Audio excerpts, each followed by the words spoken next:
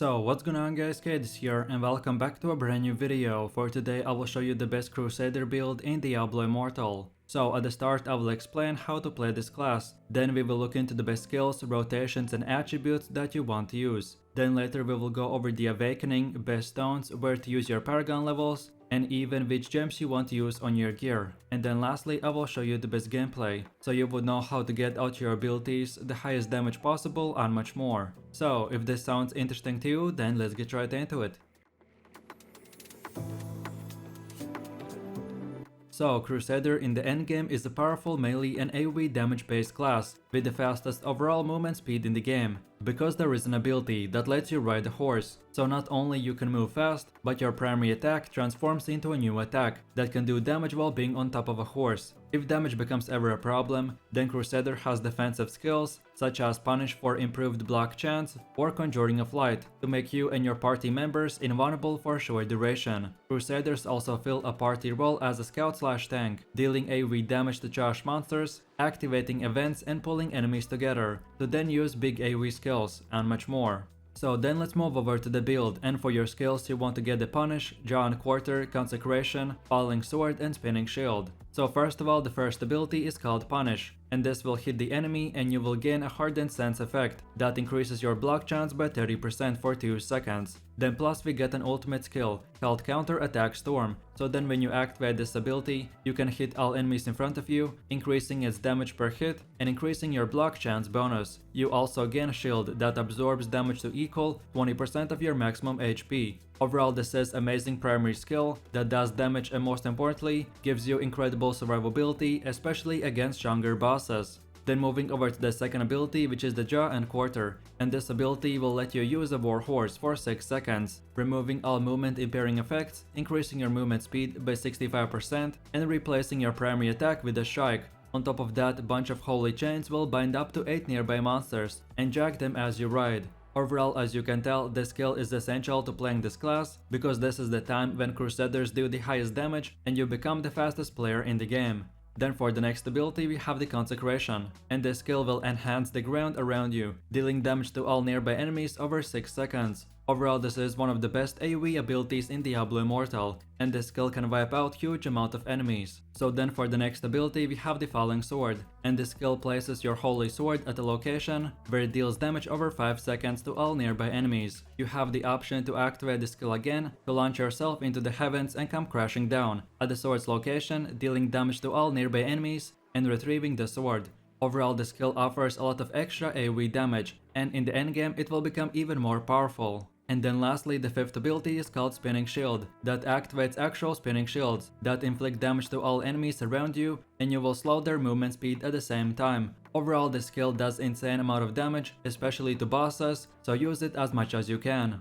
And then last but not the least, this build is meant for super high damage, but in case if from time to time you want to be more like a tank and support your team, then a good alternative is to use this second build. So here we switch the Consecration for Conjuring of Light, and then we switch the Falling Sword for the Holy Banner. But you want to use the support build only when doing group content, and only if you want to sacrifice a bit of damage for more buffs. So then moving over to the rotation, and you first of all want to start by using the Jaw and Quarter and run around the dungeon and aggro a bunch of monsters. Then when you group them up together, then use the Consecration, then activate the Spinning Shield, then use the Falling Sword, and then from here, just keep on spamming your basic attacks called Punish. And whenever your cooldowns come back up, repeat the same rotation. And then from time to time, when you want to play a full support, then your rotation should be very similar. So you use the horse to group up enemies, but then you use the Holy Banner, then Conjuring of Light, then Spinning Shield, and then again just keep on spamming your Punish attack, and it's that simple. So then let's go over to the best Crusader attributes, and the main attribute that you want to get is Strength, and then secondary attribute is Fortitude. The way you do this is by using equipment that either way has Strength or Fortitude, and for your weapons you first of all want to prioritize how much damage it does, and then secondary the attribute.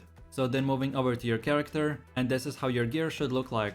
So first of all, for your offhand you want to go with the Sinkhole Cross, and socket in the Blood-Soaked Jade. We chose this item because of its perks, which will make your Spinning Shield, instead of just doing damage when you throw it, now the shields will hover over your character, they will of course do more damage and slow the enemy movement at the same time. And if you awaken this item, then spinning shields will get a cooldown reduction for 10%. Then for the main hand, we want to go with the Tamil and Sagatin, the Blessing of the Worldly. Then for your perks, we now make our Falling Sword summon a storm of blades that continually keep doing damage to all nearby enemies. And if you awaken, then the Falling Sword cooldowns get reduced by 10%.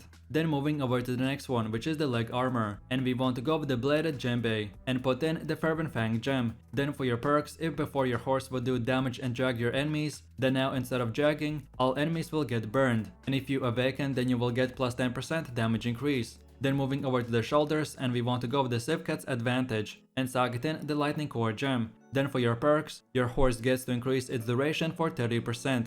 And if you awaken, then your horse cooldown get reduced by additional 10%. Then for one of the last items, we have the chest armor, called the Besieger, and we Sagatin, the Berserker's Eye. Then for your perks, your horse ability now once in a while, based on RNG system, will drop small grenades that do a bunch of AoE damage. And then lastly, we have the helmet called Arrow Keeper, and we Sagatin, the Everlasting Torment gem. Then for your perks, if before the Holy Banner would sit in one place, then now it can move with you, so that means that this buff will move as well, and if you awaken, then the banner itself gets a life increase by 10%.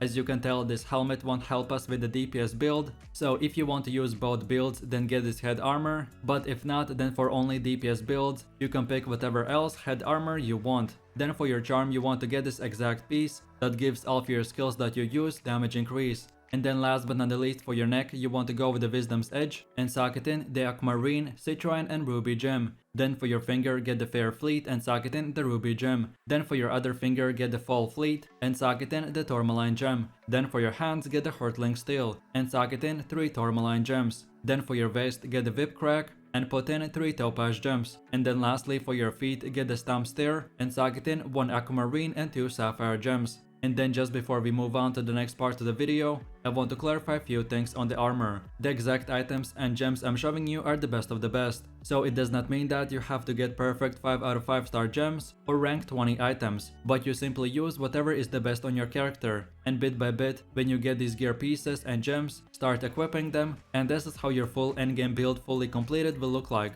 So then moving over to Awakening. And like I mentioned, for each gear, legendary items in Diablo Immortal can be awakened to unlock another perk on your item. To awaken a legendary item, you need the item itself and a legendary gem at rank 10, as this feature is meant for late game, so don't try to expect all items awakened right away. But if you can, your priority should be awakening the shoulders called Sivkat's Advantage, then your leg armor called Bladed Djembe, then your offhand called Single Cross, and then lastly the chest armor called Besieger. And then from here you can awaken whatever item you want in whatever order you prefer. So then moving over to the gems, and we already covered the best gems that you want to use on your items in the gear section of this video. But in case if you can't get your hands on the best gems, then in the meanwhile I want to give you a few best alternatives that will be good as well. So the best starter gems are the Everlasting Torment, Fervent Fang, Berserker's Eye, Lightning Core, Zealot's Weakening and Chain Death. All of these gems will be useful and good alternatives, but like I said, for the best of the best, watch again the gear part of this video. So then moving over to the charm, and like I said, when we are looking into what gear we want to use, this charm that will give bonuses to Spinning Shield, Consecration, Drawn Quarter, Falling Sword and Punish is the best of the best, but especially at the beginning it's not that easy to get. So if this is the case, then your charm priority should be on getting the bonuses for Punish, Drawn Quarter, Spinning Shield, Consecration and then lastly Falling Sword. If you have at least a charm with few of these abilities, then that will be already really good, but now you know at least what bonuses are the best and how much they're worth by ranking. And then lastly, like all of us know, we can upgrade and rank up our gear and gems by salvaging gems and those items that we don't use, so then we can improve our equipment. But there's one last final endgame feature that is called Family Bonus Stones. So when one of your primary 6 gear pieces reach rank 6, you can reforge that gear and improve it even more by putting in a reforging stone. And the 3 best stones for Crusader is Vengeance Stone, Tremor Stone and Ravager Stone. But like I've said many times, all of this is meant for super late game, so try to get as high rank on your items as possible and slowly start upgrading them with stones. So then moving over to the last and most important feature, which is the paragon system. So you start gaining paragon levels after hitting level 60. Each level will grant you 1 paragon point that you can allocate into any open category. In general, there are 5 categories and each one gives you more defense, XP bonuses and much more. So then for your Crusader, right after you reach max level and start gaining paragon levels, you want to put your points into the Vanquisher category. And this is how your first 50 paragon points should be spent. So I recommend to unlock first of all the first damage node, then Zeal, then second damage node and then the Wrath. And then from here you can unlock all the other nodes in whatever order you prefer. But then as I expect many players will be playing and watching this video many months in the game, so then for players with paragon level 100, this is how your paragon tree should look like. And then lastly with players that have 150 points, then this is how it should look like in the very late game, and that's about it. So with that said, I really do appreciate everyone for watching guys and I hope you enjoyed it. If you have any suggestions, feedback or other good Diablo Immortal builds that you would like to see in the next video, then feel free to leave your comments in the comment section down below. And while you're doing that, please click like, subscribe and enable that notification bell, so this way you could support the channel and you won't miss any more amazing content from me. With all this said, you have a nice day and I will see you in my next video, so take it easy, peace.